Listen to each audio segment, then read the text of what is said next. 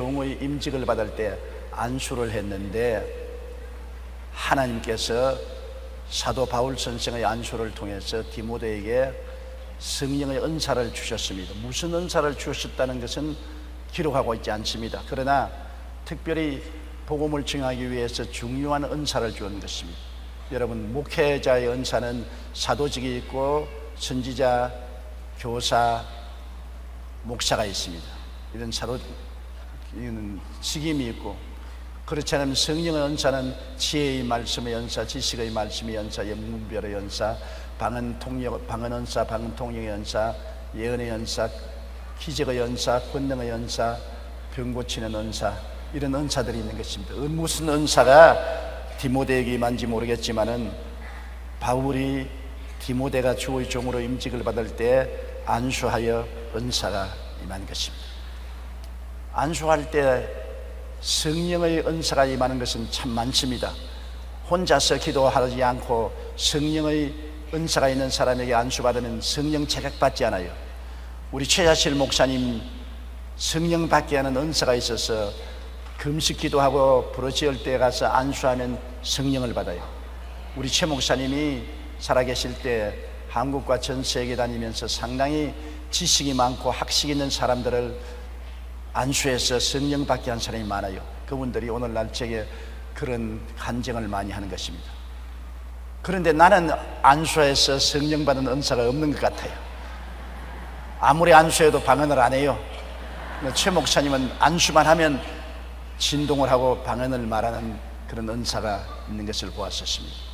그러나 저는 제게 주신 은사가 뭔지 압니다. 저에게는 두 가지 은사가 와 있어요.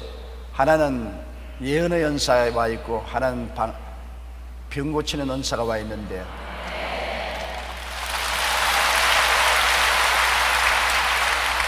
이것은 구함으로 얻는 것이 아니고 하나님이 원하시는 대로 나누어 주시는 것입니다. 저는 하나님께 늘 병 고치는 은사를 달라고 기도를 많이 했는데, 그 기도할 때 예언이 자꾸 나와요. 예언이 자꾸 나와요. 예언의 은사는 구한 적이 없습니다. 왜냐하면 겁이 나기 때문에. 잘못 예언하면 자기 망치고 남 망치고 절단강산이 됩니다. 그렇기 때문에 예언의 은사는 제가 구하지 않았어요. 안 하고 신유의 은사만 달라고 늘 부르짖게 되는데, 기도하는데 자꾸 예언이 나오고, 또 하나님 은혜가 임하면은 예언의 영이 임하여서 예언을 하라, 예언을 하라, 그렇게 말씀을 하시고, 그래서 예언의 은사가 있어도 굉장히 조심스러워하고 있어요. 그리고 병 고치는 은사도 많은 사람 병을 고치고 병자 위한 기도를 하는데 그것을 불릴 듯이 하지 못하고 있을 때가 많습니다. 왜냐하면 병자 위에 기도하려면은 굉장히 마음에 집중을 해야 되는 것입니다. 마음에 집중을 하고 에너지가 굉장히 필요한데, 기도하고 마음을 집중하지 못하면 산만해서 잘 결과를 얻을 수가 없어요. 왜냐하면 그냥 무책임하게 병자 위에서 기도하고 그냥 지나가면 모르겠는데, 하나님께로부터 계시를 받아서 병 나은 사람을 알아내 가지고서 지적을 해줘야 확실하게 역사가 일어나거든요. 여러분, 저희 입에서 하나님 말씀이 나와서 어떤 병자가 나았다고 할 때 그 병든 사람하고 탁 부딪히면 불꽃이 튀는 믿음이 역사하는 건 많이 보았지 않습니까? 그러려면 굉장히 정신적인 집중이 필요하고 애를 태워야 되는데 그게 게을러서 안 해요. 될 수 있으면 그렇게 집중하고 애를 쓰고 싶은 마음이 안 생기고, 또 항상 공격을 받아요. 병자 위한 기도를 하고 하나님 계시를 받아서 말을 하고 나도 늘 안 믿는 사람들이 저거 금틀이다, 짜서 말한다, 그렇게 공격을 하기 때문에 공격을 받고 싶은 마음이 안 생겨요. 이래서 하나님이 주신 은사를 잠재워 놓을 때가 많습니다. 제가 종종 병자 위한 기도하고 병 나은 사람들을 지적해 내는 일을 하다가 그 다음에는 막 그만 안 하고 그냥 병자 위한 기도만 하고 지나갔다가, 또 잠시 후에는 양심이 갇히게 되어서 또 집중해서 하나님의 계시를 받아 누가 나았다는 말 하다가 또 게을러져서 또 안 하고 늘 그런 기복이 있습니다. 아마 디모데도 그런가 봅니다. 그래서 나의 안수함으로 내 속에 있는 하나님의 은사를 다시 불릴 듯 하게 하기 위하여 너로 생각나게 한다. 다시 뜨거운 마음을 가지고 그 은사를 사용하라. 그래서 너는 이런 은사가 있으니까 사용하라고 기억나게 만들어주는 것입니다. 은사라는 것은 하나님이 남을 섬기라고 주신 것인데 사용을 하면은 점점 더 날카로워지고 사용을 안 하면 무뎌지는 것입니다. 그러므로 은사는 굉장히 조심스러운 것이지만은 잘 활용하면 많은 사람에게 유익을 갖다 주고 잘못하면 교만해지고 오도를 하면 큰 문제를 일으킬 수 있기 때문에 은사를 가진 사람은 굉장히 주의를 해야 되는 것입니다. 총을 가진 사람은 굉장히 주의를 해야 됩니다. 오발을 해서 무고한 사람을 다치게 하거나 생명을 빼앗을 때도 있기 때문에 은사는 꼭 그와 같은 것입니다. 내가 하나님께로부터 은사를 받았으면 굉장히 그 은사를 귀중히 여기고 조심해야 되기 때문에 너무 조심하다가 보니까 그만 은사를 덮어놓을 때가 많습니다. 그러므로 은사를 가지고 너무 은사 있다고 자랑하고 다니면은 마귀가 와서 시험에 들게 하는 것입니다. 다이아 반지 끼고 다이아 반지 봐라, 다이아 반지 봐라, 다이아 반지 봐라, 아이고 머리야. 그렇게 하면은 도둑놈이 붙는 것입니다. 다이아 반지를 보일 때는 보이지만은 안 그럴 때는 감추어 놓는 것이 좋은 것처럼 은사도 꼭 필요할 때는 사용하지만은 그렇지 않을 때는 언제나 은사를 감추어 놓는 것이 시험에 들지 않는 길이 되는 것입니다. 그러므로 특별히 하나님 성령이 오셔서 이 은사를 사용하라고 할 때 그 은사를 사용해야죠.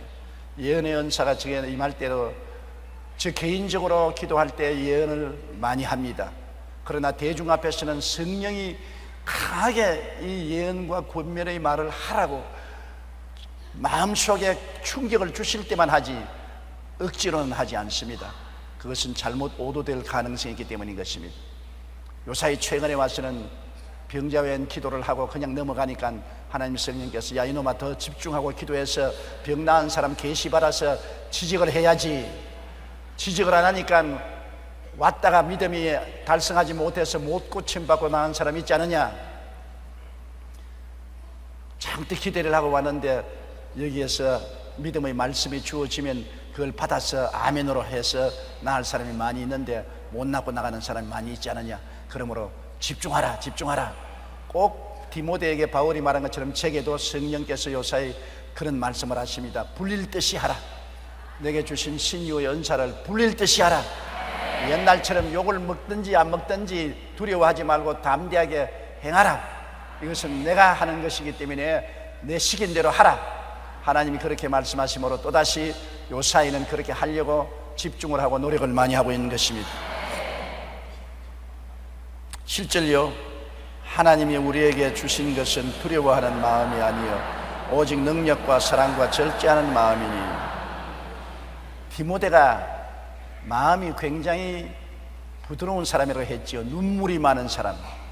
그는 감격을 잘하고 눈물이 많은 사람인데 그와 함께 또한 마음이 강하지를 못했습니다. 담대하지를 못했어요. 겁이 많은 사람이었습니다. 디모데는 마음이 부드러울 뿐 아니라 겁이 많아서 담대하게 나가지 못하고 자꾸 주춤거리고 뒤로 물러갈 때가 많았었습니다. 그렇기 때문에 바울 선생이 하나님이 우리에게 주신 것은 두려워하는 마음이 아니다. 마귀가 주는 것은 두려워하는 마음입니다. 마귀는 우리에게 와서 자꾸 겁을 주어가지고서 믿음을 포기하고 뒤로 물러가게 하는 것입니다. 겁을 먹으면 믿음은 날아가는 것이죠. 베드로가 물으로 걸어가다가 바람과 파도를 보고 겁을 집어먹으니까 믿음을 다 포기해버리고 그만 물에 빠져들어가는 것입니다. 그러므로 우리가 아무리 믿음을 가지고 나가도 마귀가 환경을 통해서 겁을 주면 그만 가슴이 덜렁 내려앉고 믿음이 사라지고 주님이 온데간데 없이 사라진 데가 많습니다. 이렇기 때문에 신앙생활이란 혼자 하는 것보다도 두세 사람이 항상 모여서 기도하는 것이 좋은 이유는 겁을 먹지 않게 하기 위한 것입니다. 여러분, 밤에 길을 걸어갈 때 혼자 걸어가면 겁이 납니다. 두 사람이 걸어가면 상당히 마음의 위로가 되고 세 사람이 걸어가면 담대해지는 것입니다. 혼자 누우면 춥습니다. 두 사람이 누우면 몸이 따뜻하고 삼겹살은 끊어지지 않습니다. 신앙생활도 왜 구역 예배를 드리고 구역원들이 모여서 서로 격려하라고 하냐면, 내 혼자는 환경을 바라보고 겁이 나서 신앙이 잃어버릴 때가 있는 것입니다. 그러나 튼튼한 지역장, 구역장이 있고 구역원들이 있으면 어려운 일이 있을 때 도움을 청하면 저들이 와서 함께 위로하고 격려하고 기도를 해주면 믿음을 견지할 수가 있는 것입니다. 겁을 먹지 않고 이겨낼 수가 있는 것입니다. 제일 우리 신앙생활에 고통스러운 것은 겁 먹는 일인 것입니다. 겁을 먹으면 그만 떨어져요. 샌프란시스코 다리를 놓을 때 중국 사람이 와서 그 샌프란시스코 금문교를 지었는데 많이 떨어져 죽었습니다. 금문교를 걸어가다가 그냥 밑을 내다보고 흐르는 물을 보고 놀라서 다리가 휘청거려서 떨어져 죽었는데, 그 금문교를 만드는 당국에서 그 금문교 밑에 그물을 쳤습니다. 떨어지면 받아줄 그물을 치는데, 그물을 치고 난 다음에는 일꾼들이 안 떨어져요. 겁을 집어먹지 않기 때문에 담대하게 되어서 다리가 흔들리지 않아서 그물을 치기 전에는 떨어졌는데 그물을 치고 난 다음에는 안 떨어져요. 담대하기 때문에 그런 것입니다. 우리 신앙이 강하고 담대하면 마귀의 시험에 넘어지지 않습니다. 믿음에 서서 굳세게 기도하고 예수 이름으로 원수 귀신을 물리치고 승리할 수 있는데, 우리가 겁이 들어오면은 그만 모든 것을 다 포기하고 마는 것입니다. 그러므로 하나님이 우리에게 주신 것은 두려워하는 마음이 아닙니다. 하나님은 마음속에 두려움을 주지 않아요. 여러분 마음속에 두려움이 오고 겁이 오거들랑 사탄이 온 줄 아십시오. 마귀가 온 줄 아십시오. 마음에 평안이 오면 하나님이 오신 것입니다. 그러나 마음에 두려움이 오면 사탄이 왔기 때문에 내가 예수 이름으로 사탄을 물리쳐야 되는 것입니다. 찬송 부르고 기도해서 사탄을 물리치고 곧장 지역장, 구역장에게 전화 연락하고 성도들 모아서 함께 기도하고 물리쳐야 되는 것입니다. 한 사람이 천을 쫓고 두 사람은 만을 쫓는다 그럽니다. 혼자라도 두 사람이 합치면 만을 쫓아요. 그래서 두려운 마음을 쫓아야 되는 것입니다. 마음에 두려움이 와서 점령하면 그 다음에 사탄이 들어와서 도적질하고 죽이고 멸망시키는 것입니다. 마귀가 들어오는 틈을 여는 틈새기가 두려움인 것입니다. 욥이 두려워하다가 배가 망신했지 않습니까? 마귀가 욥에게 자꾸 두려움을 넣어주었거든. 너 모든 재산 다 잃어버릴 것이다. 너 자식들 다 죽을 것이다. 너 불치의 병이 들고 너 가정은 파탄에 이를 것이다. 자꾸 그 말이 마음속에 생각이 나고 꿈에 자꾸 꿈을 꾸고 두려운 마음이 들어와서 그것을 받아들여서 덜덜 떠니까 마귀가 하나님께 나와서, 보세요, 욥은 하나님 당신 믿지 않나요? 내가 말하는 대로 두려움에 벌벌 떨고 있어요. 내게 넘겨주시오. 그래서 욥을 인수받아서 욥의 재산 다 빼앗고 자손들 다 죽이고 문둥병이 들어서 기와장을 끌고 앉아있는 비참한 상황이 되고 말한 것입니다. 두려움, 이것보다 여러분 싸우기가 힘든 상대가 없습니다. 여러분 두려움을 그냥 넘기지 마세요. 적은 두려움은 적은 마귀고 큰 두려움은 큰 마귀입니다. 두려움이 온다는 것은 마귀가 오겠다고 여러분에게 예언하는 것입니다. 마음에 두려움이 오는 것은 사실은 여러분 실제로 일어날 일은, 두려워하는 것은 과거에 이미 40% 지나간 것이고 앞으로 안 다가온 것이 50%고 실제 두려워할 것은 10%밖에 안 된다고 하는 것입니다. 그런데 우리는 그걸 과장해서 자꾸 두려워하지요. 그러므로 하나님은 두려워하는 마음을 주지 않습니다. 하나님은 평안한 마음을 주시는 것입니다. 하나님은 기쁜 마음을 주시는 것입니다. 그러므로 하나님이 우리에게 주신 것은 두려워하는 마음이 아니요 오직 능력, 마음의 능력이란 담대한 마음을 말하는 것입니다. 능력이 오시면 담대하게 기도도 하고 담대하게 말씀도 전하고 담대하게 전도도 하고 담대하게 마귀를 쫓아내는 성령이 오시는, 성령이 주시는 능력을 말합니다. ability, 능력입니다. 내가 전에는 하지 못했는데 성령이 오시니 놀라운 능력이 나타나는 것입니다. 예루살렘을 떠나지 말고 아버지의 약속하신 것을 기다리라. 요한은 너희에게 물로 세례를 베풀었으나 너희는 몇 날이 못되어 성령으로 세례를 받으리라. 성령이 내게 임하시면 내가 권능을 얻고, 즉 능력을 얻고 예루살렘과 온 유대와 사마리아와 땅끝까지 이르러 나의 증인이 되리라. 여러분 능력이 임해야 증인이 될 수가 있는 것입니다. 능력이 없으면 증인이 되지 못해요. 그런데 하나님은 우리에게 두려운 마음을 주시지 않고 성령을 주셔서 우리에게 능력을 주시는 것입니다. 그렇기 때문에 성령 충만하게 해달라고 자꾸 기도하는 것은, 성령이 오시면 여러분이 학문이 부족하고 졸업장이 없고 지식이 없다고 할지라도 그런 것하고 비교할 수 없습니다. 하늘에서 내려오는 능력이 임하여서 여러분을 사로잡아 능력 있게 사용하는 것입니다. 하나님은 두려운 마음이 아니요 능력과 사랑과 절제하는 마음이라.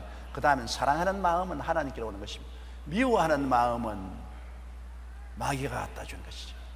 여러분, 미워하면 사람과의 관계도 끊어지고, 마음에 미워하면 내 마음이 고통스럽습니다. 미워한 만큼 내가 마음이 묶여서 나는 고통을 당하는 것입니다. 미워하는 상대는 잘 놀고 돌아다니는데 나는 미워하기 때문에 미움에 묶여서 이놈 두고 보자, 내 마음이 묶여서 상처가 나서 견딜 수가 없어요. 미워할 때 몸속에 생기는 호르몬이, 의사들은 말하기를 맹렬한 독사의 독보다 더 세답니다. 독사가 물면 독이 몸에 오르잖아요. 미워하는 마음은 마음에 독사의 독과 같은 호르몬을 몸에 생겨서 많은 병을 일으키고, 더구나 암을 유발하는 주된 원인 중에 하나가 마음속에 미워하는 마음이라는 것입니다. 마귀가 갖다 주는 것이죠. 이러므로 미워하는 마음은 마귀가 갖다 주는 것이고, 사랑하는 마음은 하나님이 갖다 주시는 것입니다. 하나님이 세상을 이처럼 사랑하셨다. 그래서 독생자를 주셨다. 많은 사람들이 저보고 왜 북한에 가서 부흥회를 인도하지, 북한에 심장병원을 지어주느냐, 그 많은 돈을 들여 심장병 지어주지 말고 부흥회를 하지. 그래서 누가 부흥회 하도록 허락해 줘야 말을 하지. 북한에서는 하나님 말씀을 전가하도록 허락을 안 해주는데, 내 혼자 아무리 북한에 가서 복음을 전가해도 전가할 기회가 없어요. 그러나 사랑은 언제나 하면 북한이 받아들이는데, 사랑이 무엇입니까? 하나님은 사랑이신 것입니다. 말로서 못하면 사랑으로 하라. 따라 말씀해서, 말로서 전도 못하면 사랑으로 전도하라. 사랑을 하면 사람은 사랑 안에 하나님이 계시기 때문에, 아, 하나님이 계시구나. 왜 사랑해 주냐? 하나님이 그 안에 계시구나. 자연적으로 말로 못하면 사랑으로 해야 되는 것입니다. 말로 전도 못하면 사랑으로 전도하는 것입니다. 예수님이 십자가에 못 박혀 지금 계십니다. 아무 말씀도 안 하셔요. 그러나 십자가에 못 박혀 척 늘어져 있습니다. 그 예수님의 십자가에 못 박힌 모습을 바라보면 아무 말이 안 들려도 뭘 느낍니까? 사랑을 느끼는 것입니다. 주님이 나를 이처럼 사랑하여 주셨다. 그러므로 그 사랑의 감복에서 항복하게 되는 것입니다. 테레사 수녀가 수도원에 있을 때 수도원 복도를 왔다 갔다 하는데, 거기에 채찍에 맞아 피투성이가 된 예수님의 그림이 벽에 걸려 있었습니다. 그 무심하고 그냥 보고 왔다 갔다 했는데, 하루는 그 복도를 지나가다가 채찍에 맞아 유혈이 낭자하게 된 예수 그리스도를 바라보자 가슴에 메어지는 슬픔과 감격과 감사가 솟구쳐 올라서 그는 그 복도에서 꿇어 엎드렸습니다. 주님께서 빌라도의 뜰에서 날 위하여 이렇게 얻어맞아 유혈이 낭자하고 온갖 고통을 다 겪었군요. 주님이 이렇게 고통당한 것은 나를 사랑하기 위하시니, 나도 주님의 사랑을 받은 만큼 남을 사랑하게 해 주시옵소서. 그러니까 주님께서 말씀하기를, 너는 인도에 가서 가장 가난한 중에 가장 가난하고 버림받은 사람 중에 가장 버림받은 사람들에게 사랑을 전파하라. 그 예수 그리스도의 그림이 아무 말도 안 했는데 그 피가 흘러 낭자하게 된 그 모습이 사랑을 말해 주었던 것입니다. 사랑을 말해주니 하나님의 임재를 느끼고 하나님의 메시지를 받고, 그런 인도 칼가타에 가서 평생을 가난한 중에 가장 가난한 사람의 벗이 되고 그들을 사랑해 주어서 수많은 사람을 감동시켜 주신 것입니다. 사랑은 바로 하나님이신 것입니다. 말로 못하면 사랑을 하라. 여러분, 나는 말로 전도할 줄 모른다고 하거든. 그럼 좋습니다. 사랑을 하십시오. 여러분이 사랑을 표현하면 그 속에 하나님이 와 계신 것입니다. 오늘 너무나 말은 많은데 사랑은 없습니다. 오늘날 교회에서 부흥회는 많고 사회적으로 나가서 예수 믿으라고 외치는 소리는 많은데, 그 말이 메아리쳐 돌아오고 효과를 발생하지 않은 것은 하나님의 사랑이 부족하기 때문인 것입니다. 사람은 이제는 말을 듣는 것보다 사랑을 체험하기를 원하는 것입니다. 오늘 한국 교회가 이제는 한 단계 더 올라오기 위해서는 말로만 전도하지 말고 사랑으로 실천해야 되는 것입니다. 내 이웃을 내 몸같이 사랑하라는 그 사랑을 실천할 때 한국 교회가 다시 한번 일어날 수 있는 것입니다. 가정에서 어머니가 아무리 자식들에게 전도를 해도 안 들어줄 때가 있지 않습니까? 그러나 어머니가 자식들을 그리스도의 사랑으로 깊이 사랑해주면 어머니의 사랑이 감동되어서 언제고 어머니를 믿는 그 하나님께로 돌아오게 되는 것입니다. 못되게 구는 남편하고 자꾸 앙탈을 들이고 욕을 하면은 점점 더 멀어지죠. 남편 보고 회개하라 해도 회개 안 합니다. 마누라 말 듣고 회개하라 한다고 회개할 남편가 누가 있어요? 그러나 남편을 끊임없이 사랑해주고 격려해주면 감동이 되어요. 내가 이렇게 못되게 구는데 저렇게 못되게 구는 것을 다 알면서도 참고 사랑을 해주니 내가 바로 써야 되겠다. 사랑으로서 마음에 감동이 오고 변화가 와서 회개하게 되는 것입니다. 사람은 교훈을 들어서 변화되는 것은 좀처럼 없습니다. 그러나 사랑을 받으면 사랑이 그 마음속에 큰 변화의 기적을 갖다 주는 것입니다. 그러므로 하나님이 주신 것은 두려워하는 마음이 아니고 능력도 주시고 사랑 주시고 절제하는 마음입니다. 사람은 절제할 줄 알아야 되지 않습니까? 분별력이 있어야 돼요. 절제하지 못하고 밥을 먹으라 하면 좋다고 밥을 너무 먹어서 배탈이 나면 안 되잖아요. 계란이 아무리 많이 좋아도 계란 많이 먹으면 콜레스테롤이 해서 혈관이 막혀버리고 말아요. 밥이 좋아도 절제하고 먹어야 되고 계란이 좋아도 절제하고 먹어야 되고 아이스크림이 맛있고 좋다고 너무 먹어서 배탈 나지 말고 한 2대쯤 먹고 그 다음 먹지 말아야 돼요. 모든 것이 절제해야 돼요. 말도 절제해야 돼요. 말도 그냥 집을 끝없이 자꾸 말을 하면은 나중에 자기 속에 있는 것도 할 말 못할 말 다 말을 하고 난 다음 버림받은 사람 되고 말아요. 말도 절제해야 돼요. 모든 삶은 우리가 절도 있게 하고 적당하게 하고 규모 있게 하고 아름답게 하는 절제가 필요한 것입니다. 하나님께서 오시면 사람으로 하여금 두려워하지 않게 만들고 그리고 능력 있게 만들고 사랑하게 만들고 절제 있는 아담한 사람이 되게 만들어주는 것입니다. 돈 좀 있다고 그냥 화려한 옷에 그냥 화려한 생활에 총 나가라 칼 나가라 하다가 도둑놈에게 잡혀가지고서 죽는 사람 많잖아요. 절제 있게 살았으면 좋지 않습니까? 그러므로 오늘날 우리가 자기의 생활에 절제를 가져오는 것은 하나님이 원하시는 것입니다. 그러므로 하나님께서는 디모데에게 바울을 통해서 말씀하기를 너무나 너는 마음이 부드러운 사람이지만 마음이 약해서 두려움이 많은 사람이다. 두려움을 내어 쫓고 그 다음 성령의 능력을 힘입고 사랑을 실천하고 절제하는 삶을 살아라. 너무 양보해도 안 되고 너무 겸손해도 안 되고 너무 과도하게 뒤로 물러가도 안 된다. 절제해서 하나님 종이 되라고 말하는 것입니다. 8절요. 그러므로 너는 내가 우리 주를 증언함과 또는 주를 위하여 갇힌 자 된 나를 부끄러워하지 말고 오직 하나님의 능력을 따라 복음과 함께 고난을 받으라. 바울 선생이 우리 주를 증언하신 예수 그리스도께서 하나님 아들로 동정녀 마리아를 통해서 오셔서 3년 반 동안 사역을 하시고 십자가에 못 박여 몸짓고 피 흘려 죽으셔서 우리를 대속하시고 무덤에 들어간 지 사흘 만에 부활해서 구원을 완성하시고 성천에서 보좌우편에 앉았다는 주에 대한 증언입니다. 증언이라는 것은 내가 보고 듣고 아는 바를 증거하는 것입니다. 소설을 이야기하는 거 아닙니다. 증거라는 것은 법정에 서서 내가 보고 듣고 체험한 것을 확실히 말하는 것입니다. 여러분, 우리가 예수를 전도하는데 가장 힘있는 전도가 간증입니다. 내가 체험한 것, 내가 들어서 지식으로 얻은 것보다도 내가 예수 믿고 이렇게 변화받았다, 내가 예수 믿고 마음에 평안을 얻었다, 예수 믿고 병 나았다, 예수 믿고 우리 가정에 기적이 일어났다, 예수 믿고 미워한 사람을 사랑하게 되었다. 증언할 때 파워가 있는 것입니다. 남의 이야기 들어서 이야기하는 데는 힘이 없어요. 그러므로 내가 체험하고 내가 깨달아 알고 남에게 이렇게 되었다고 담대하게 증언하는 것이 얼마나 힘이 있는지 몰라요. 바울 선생은 예수를 믿고 그가 체험하고 변화된 그 놀라운 역사를 증언했었습니다. 그리고 복음을 전하다가 주를 위하여 수없이 감옥에 들어가고 얻어맞고 같이 고통을 당한 것입니다. 그런데 이렇게 사는 나를 디모데 보고 부끄럽게 생각하지 말아라. 어떠한 사람들은 감옥에도 갇히지 아니하고 아주 대접받고 고상하게 사는 사람들도 있는데, 바울 선생은 쓰레기같이 버림을 당하고 사람들에게 짓밟히고 천시를 당하나 죽기 아니면 살기로 증언하고 복음을 전한 그 바울 선생을 부끄럽게 생각하지 마라.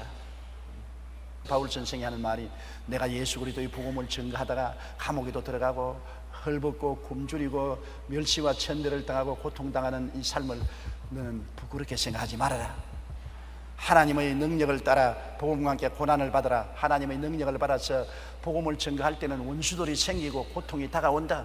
일하는 소에게 망을 씌우지 말라고 했는데, 일하는 소가 망만 안 씌울 뿐 아니라 일하면 수고와 고통도 당하게 되는 것입니다. 이 세상에 마귀가 없으면 아무리 복음을 전거해도 괜찮지요. 누가 저항하지 않지요. 마귀가 가만둘 택이 없습니다. 마귀는 하나님 나라가 전파되면 자기의 위세가 점점 좁아지고 자기가 지옥에 떨어질 날이 가까워지니까 결사적으로 복음을 막습니다. 예수 그리스도의 복음을 전하는 전도자들을 회방하고 고통을 주고 사람들을 충동해서 반역하게 하고 감옥에 들어가게 하고 온갖 모욕을 당하게 하는 것이 마귀의 일인 것입니다. 마귀는 도적질하는 것이고 죽이는 것이고 멸망하는 것이 자기 뜻이요 온갖 참소를 다합니다. 그렇기 때문에 예수 그리스도를 증거하는 일에 열심을 다하면 반드시 마귀가 싸움을 겁니다. 우리의 신앙생활은 일평생 선한 싸움을 싸우는 것입니다. 싸움 없는 신앙생활은 내가 주님을 위해서 열심히 일을 하지 않다는 증거인 것입니다. 일 안 하는데 마귀가 대항할 척이 있어요. 가만히 놀고 있는 신자 보고서 마귀가 저항하지 않습니다. 일하는 신자를 중지시켜야 한 사람이라도 구원 못 받게 하죠. 이러므로 우리가 주를 위해서 일하겠다고 각오하고 나고 일하면은 그때부터 많은 원수들이 생겨납니다. 가족들이 일어나서 원수가 되기도 하고 친구들이 원수가 되기도 하고 이웃이 와서 장애물을 놓고 고통을 갖다 주고 여러 가지 괴로움이 다가오는 것입니다. 그러나 하나님의 능력을 받아 이 모든 괴로움을 극복하고 나가는 것이 신앙생활인 것입니다. 고통이 없는 신앙생활은 없습니다. 고통을 당하되 고통을 극복하고 나가야 되는 것입니다. 그리고 그 고통 때문에 더 하나님께 가차와지고 기도를 하게 되는 것입니다. 우리 예수 믿는 생활 속에는 고난이 다가오는데 하나님이 왜 고난을 물리치지 않습니까? 라고 원망하지만은, 그러나 고난 때문에 우리가 기도해서 큰 은혜를 받게 되는 것입니다. 큰 풍파가 다가와야 부르짖고 기도하지, 편안하면 기도 안 해요. 그거는 내가 잘 알아요. 왜? 나도 그러니까. 좀 편안하면 아이고 그만 늦잠 자자, 텔레비나 좀 보자, 그냥 편안하게 앉아서 놀자, 그런 생각이 자꾸 들어오지요. 그러나 고통이 다가오면 어디에 편안한 잠을 잡니까? 어디에 텔레비 앞에 앉아 있습니까? 편안하게 놀려고 생각이 있습니까? 주야로 부르짖어 주님께 기도하고, 그래서 문제도 해결되고 은혜도 받고 꼭 먹고 알 먹고 도랑치고 가재 잡고 놀라운 역사가 일어나게 되는 것입니다. 고난이 항상 있는 것은 괴롭지요. 그러나 고난을 통해서 축복이 오는 것은 바울 선생에게 그렇습니다. 바울 선생이 감옥에 많이 갇힌 것, 바울에게는 얼마나 괴롭습니까? 꼭 보냈나와 같습니다. 고통이 다가와서 바울 선생을 감옥에 늘 가둬넣어서 바울은 괴롭게 생각하고 디모데는 오히려 부끄럽게 생각했는데, 그것이 축복으로 변한 것은 감옥에서 할 수 없으니까 모든 자기의 목회하는 교회에 편지를 썼는데 그것이 오늘날 우리 성경이 되었다고요. 로마서부터 시작해가지고서 여러분 디모데 전후서, 디도서, 빌레몬서 할 것 없이 모두 다 신약 성경의 거의 3분의 2는 바울 서신인데, 감옥에 있었기 때문에 한가한 시간이 있어서 편지를 썼지, 감옥에 안 들었으면 이 놀라운 축복의 글을 적을 수가 없을 것입니다. 우리는 오늘날 볼 때 바울 선생이 감옥에 더 오래 있었으면 죽을 뻔당했습니다. 나오지 말고 더 오래오래 있어서 더 많은 편지를 적었더라면 우리에게 더 큰 축복이 되었을 것이라고 생각하는 것입니다. 보세요, 언제나 먼 훗날을 두고 보면 주님을 의지하면 고난이 변하여 축복이 되고 마는 것입니다. 악이 변하여 선이 되고 마는 것입니다. 모든 환난이 합동하여 선을 이루게 되고 마는 것입니다. 바울 선생은 자기 당시에는 감옥에 들어가 사는 삶이 너무나 고통스럽지만은 그 시대가 지나고 난 다음에 오늘날에 와서는 2000년 동안 바울 선생의 서신을 통해서 우리가 믿음을 얻게 되고 기독교회가 부흥하고 천하가 구원받는 기적의 역사가 계속 일어나서 이를 통해서 바울은 지금도 살아서 우리에게 말하고 있는 것입니다. 그러므로 바울 선생의 감옥에 들어가 있는 것을 부끄럽게 생각하지 말고 성령의 능력을 따라 복음과 함께 고난받아라. 고난은 반드시 뒤에 보상이 다가오는 것입니다. 고난받은 만큼 기도하기 때문에 축복의 보상이 다가오게 되는 것입니다. 예수 그리스도 안에서 당한 고난은 헛되지 않습니다. 우리 주 예수 십자가의 고난이 얼마나 비참합니까? 그러나 그 보상은 부활하심으로 모든 만인을 구원하는 역사가 일어나게 되는 것입니다. 고난 괴로우죠. 원하지 않습니다. 그러나 여러분 고난 당할 때 기도하십시오. 시간 내어서 부르시어 기도하십시오. 하나님의 기적이 일어나는 수단이 되는 것입니다.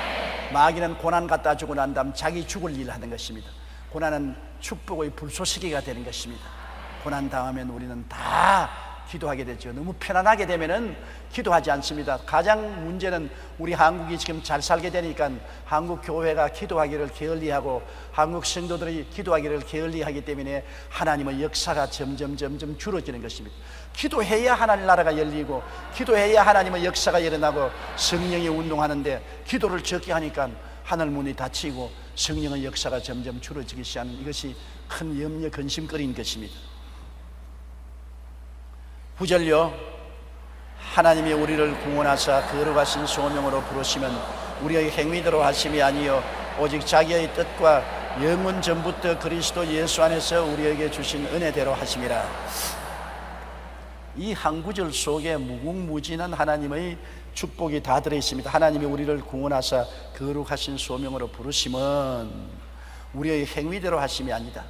우리가 좋은 가문에 태어나서 하나님이 부르신 것도 아니고 우리가 공부를 많이 해서 부른 것도 아니고 공로를 많이 세워서 부른 것도 아니고 수양과 도덕을 닦아서 부른 것도 아닌 것입니다. 우리는 하나님의 부르심에 대해서는 우리는 아무 자격이 없습니다.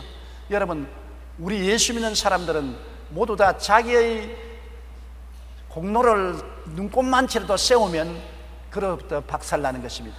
여러분 잘난 것 자랑하지 마십시오. 하나님께서 우리를 구원하기 위해서 그 아들을 주셨는데 그 아들은 우주를 지으신 창조주인 것입니다.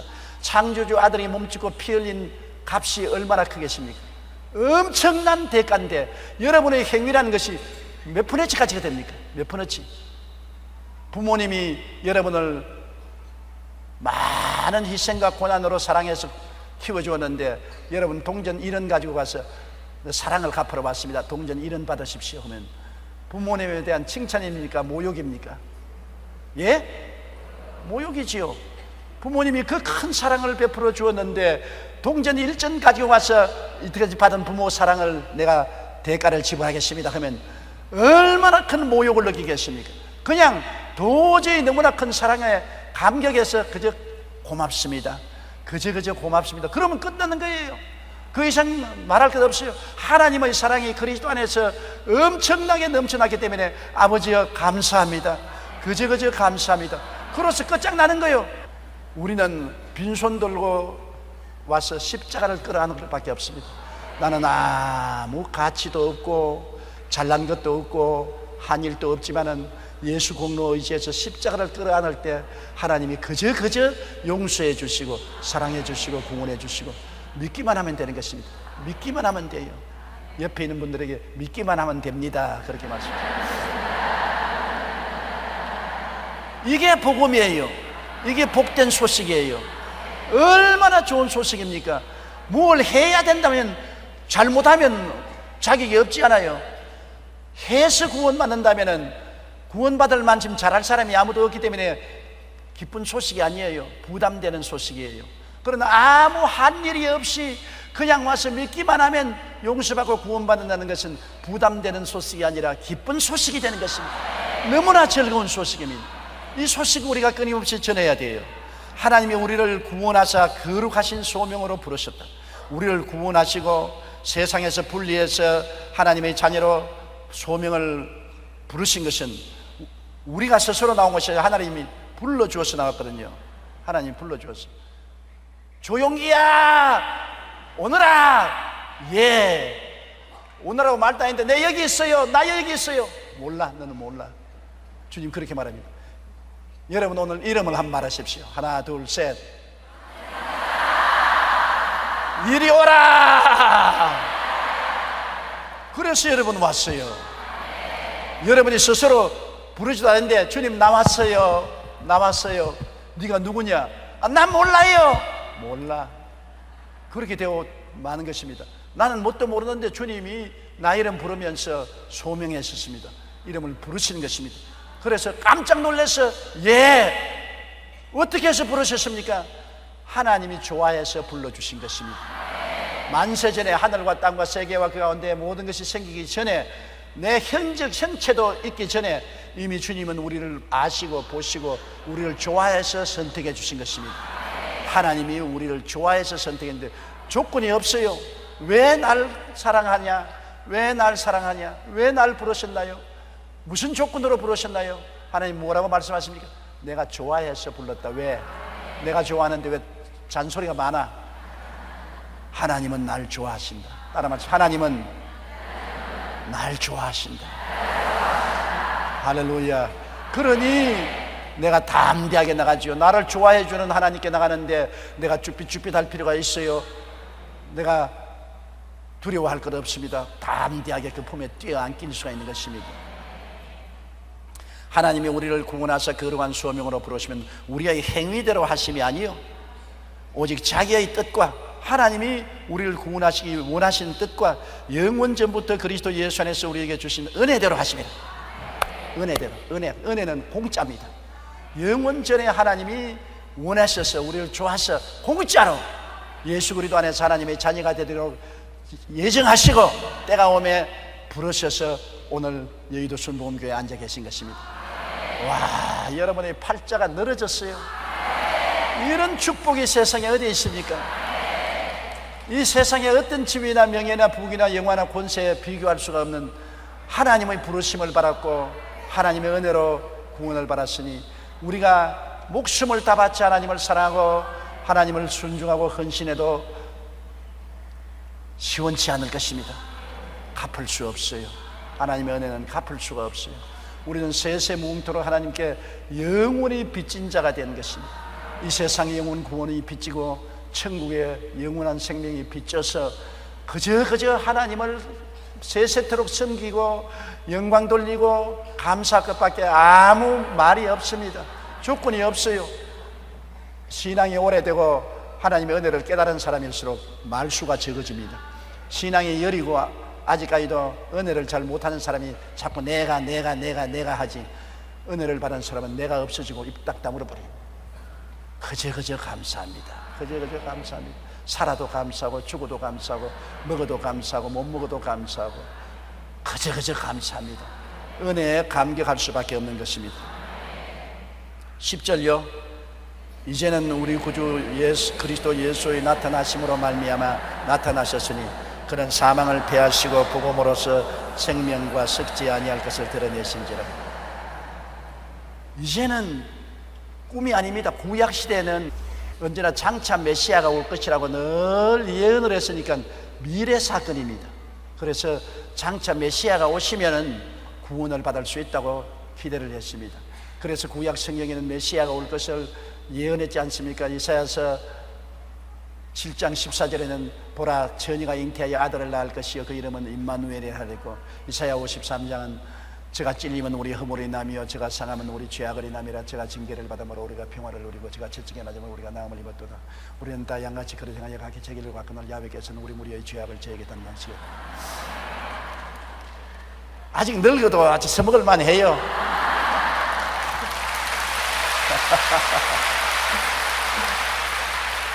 구약에 주님이 오실 일에 대해서 300번 넘게 예언이 되어 있어요. 그래도 다 미래 사건인데 바울 선생은 디모데에게 말해 이제는 미래 사건이 아니요 과거 사건이다. 그 예언이 다 이루어졌다. 그 예언대로 하나님의 아들 예수 그리스도가 동정녀 마리아를 통해서 오셨고 그가 33세 십자가에 올라가셔서 말씀대로 몸짓고 피 흘려서 우리를 죄에서 속량하시고 세속과 마귀에서 해방하시고 치료하시고 저주에서 해방 자유를 주시고 부활 영생 천국을 주신 일을 이미 다 이루어 놓으신 것이니 구약시대 성도들은 장차 올 일을 기대하고 있었는데 우리는 장차를 바라보지 않고 이제 돌아보는 것입니다. 다 이루어 놓은 것입니다. 다 이루어 놓은 것입니다.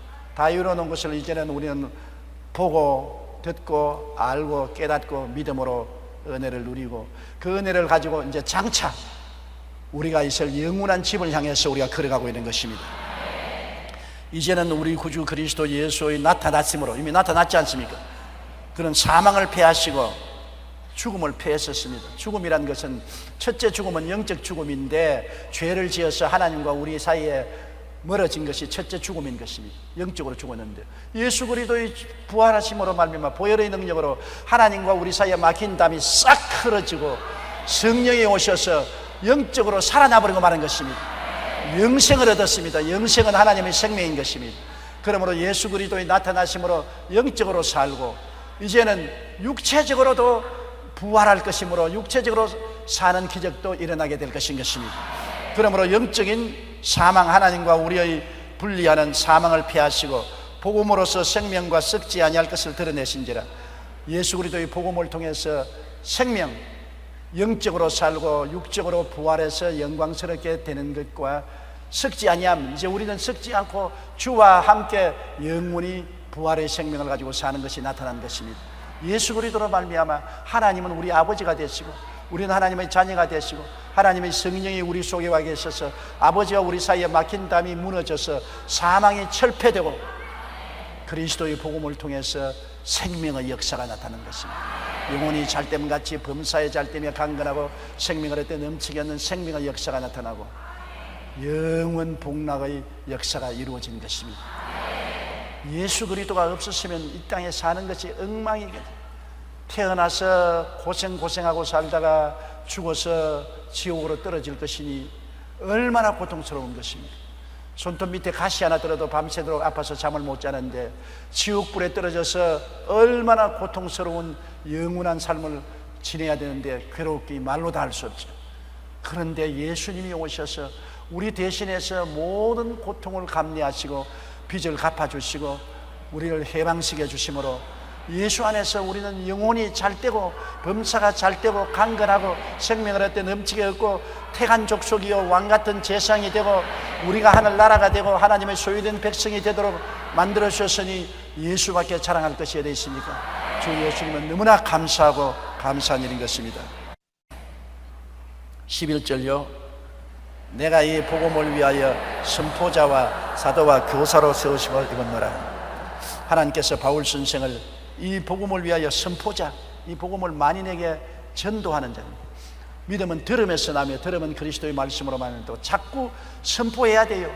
믿든지 아니 믿든지 그것은 자기들 결정할 바요. 우리의 사명은 선포하는 사명인 것입니다. 예수 믿고 천당 가자, 예수 믿고 구원받자. 우리는 자꾸 마음에 걱정을 합니다. 이런 어리석은 복음을 전한다고 사람들이 믿을 것이냐? 여러분, 믿음은 성령이 믿게 하는 것입니다. 우리가 설득시켜서 믿게 하는 것은 아닙니다. 우리는 진리를 전파하면 성령이 준비된 사람 마음은 열어서 구원받게 만들어주는 것입니다. 성령의 마음을 열어요. 그러므로 그건 걱정하지 말고 우리는 예수 그리스도가 하나님 아들이요 우리 위해서 십자가에 죄를 대속해서 죽었다가 사흘 만에 부활해서 믿으면 용서받고 구원받는다는 이 어리석은 복음을 전해야 되는 것입니다. 우리가 보기에도 어리석은 것 같지만 우리도 믿었지 않아요? 또 택함받은 사람은 그 말씀의 씨앗이 떨어지면 만문을 열고 믿고 구원을 받게 되는 것입니다. 바울 선생은 이 복음의 선포자요 또 사도요. 사도는 여러분 교회를 처음 세운 기초가 되는 것입니다. 사도시대에 사도들이 있어서 교회의 처음 기초를 세운 것인데 그런 사도요, 그 다음 그런 교사요. 예수를 믿고 들어온 사람은 이제 가르치는 교사입니다. 전도만 하는 것이 아니라 전도하고 교회에 들어오면 가르치지요. 오늘 수요 공부 시간은 가르치는 시간 아닙니까? 주일날은 주로 전도하는 시간이지만 수요 강의 시간은 가르치는 시간이거든. 그러므로 주일날 은혜 받는 것도 좋지만 수요일날 와서 많이 배우지 않아요? 그렇지요?